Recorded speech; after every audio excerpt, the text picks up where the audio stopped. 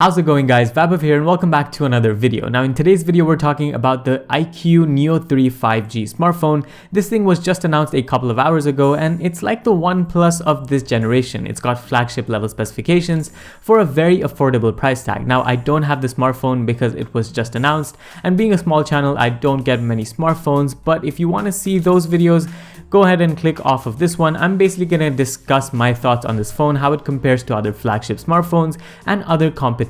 So without further ado, let's actually get into that.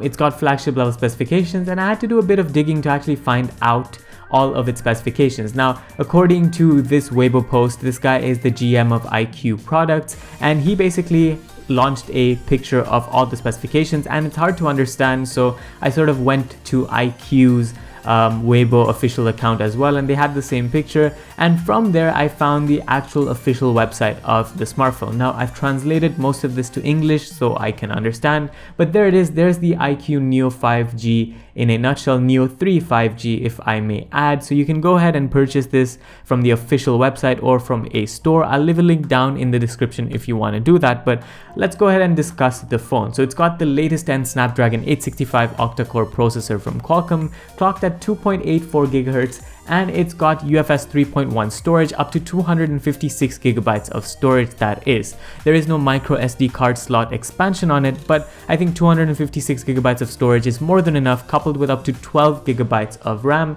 as we'll see when we get to the pricing sector. It's got 5G support and it's also got Wi-Fi 6 support, so this is pretty standard when it comes to high-end phones of these generations. This website, by the way, is really cool. When you scroll, it actually goes off to the right side, and I think that's unique and different from other websites. Now, getting into the actual display of the phone, it's a 144 Hz racing screen, as iQOO likes to call it. Here's a quick comparison between 60 Hz and 144 Hz.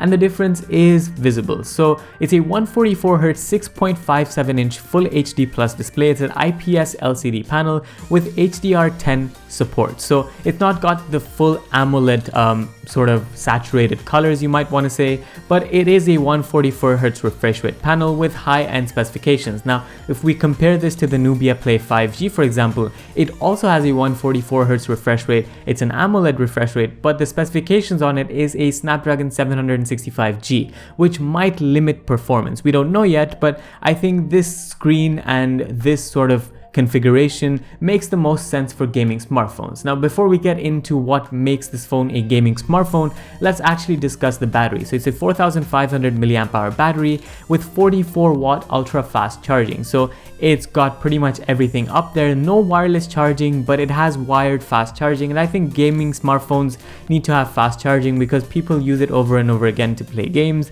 and I think this just makes sense. Not having wireless charging isn't that big of a bummer because at the end of the day, you're not going to put your phone on a wireless charger, for example, leave it there while you're a gamer. Now, before we get into the other specifications, let's also point out that this thing has a 3.5mm headphone jack, so if you want to use your headphones to play games, you can do that, as well as stereo speakers, which we'll get to in just a bit, and Type-C USB. There is no IP rating on this phone, so there is no water or dust protection officially for the phone, so that's something to keep in mind as well. Now, the gaming aspect, it's got super liquid cooling, so that basically helps with keeping the phone cool during gaming performance. So that's of course something that every single smartphone has. This thing talks about the colors, so it's got dark night colors and blue sky blue. I really like the blue sky blue, even though the name sounds pretty odd.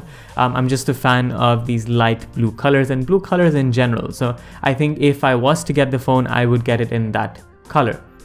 Now, this is talking about how it restricts traffic. So basically, when you're using the phone, you can still enjoy high definition visual effects, consuming less data and traffic. So I think it's got something to do with how it's optimized there. And yeah, so this is talking about the speakers. It's got 3-dimensional cinema grade sound, so that's pretty cool. It's got stereo speakers as well, and I think that will overall help with the gaming performance of this phone. You can sort of get immersed into the experience. And if we go ahead and go further on this website, we'll be able to see more of the gaming enhancements. So there we go, multi-turbo 3.0, which basically enhance all your gaming needs and freezes all your notifications, all of that stuff, which I think has become pretty standard even on flagship smartphones. but it's good to market it. I mean, it sells the phone very well, and if you look, it's got this notch on the top sort of right hand side of the phone. It's a 16 megapixel camera, by the way, for your selfies. So we'll get to all of the gaming performance optimizations now. So it's got capabilities to do esports gaming as well, so that's something to keep in mind. I mean, esports gaming will skyrocket in the next couple of months and years to come, so I think having a phone like this with support for it is a good move. Now there you go, all of the gaming effects in one. We've got 4D GameShock 2.0, which basically enhances immersion. Now compared to the Nubia Play 5G, it doesn't have any sort of triggers, so that's something you should keep in mind. It's got a game voice change 2.0, which basically means while you're in game, you can actually change how your voice sounds. Of course, I mentioned the speakers.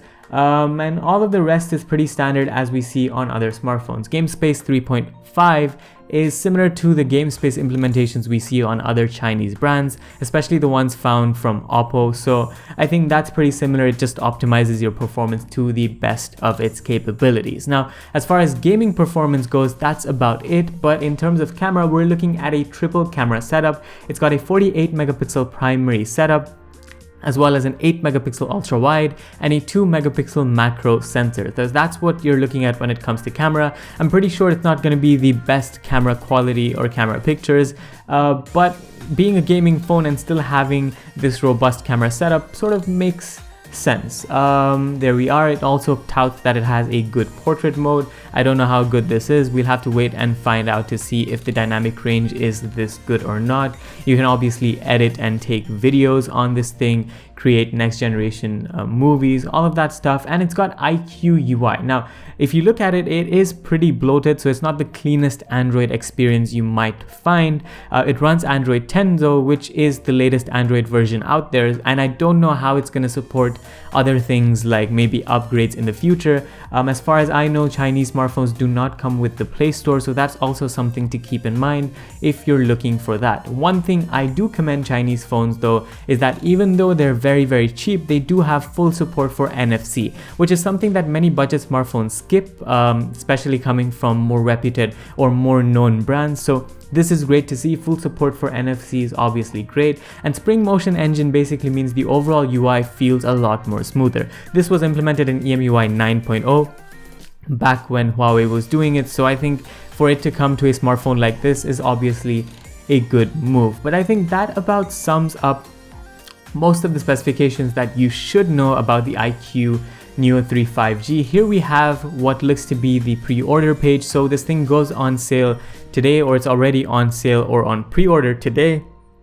And as you can see, these are the prices of the smartphone. So we're gonna go ahead and choose the cheapest configuration. So that is 6 gigabytes with 128 gigabytes of storage, and that sells for 2698 Chinese yen. Now, if we were to sort of convert that into dollars, that is a $380 smartphone with flagship level specifications, arguably flagship level screen, and it's only $380. Now, granted, it doesn't have many of the things other flagships have, like maybe a more robust experience with Gorilla Glass 6 protection, IP68 rating, wireless charging, but for $381, it is a steal of a deal. Now, if we go ahead and look at the highest configuration, which is 12 gigabytes of RAM with 128 gigabytes of storage, that is 3298.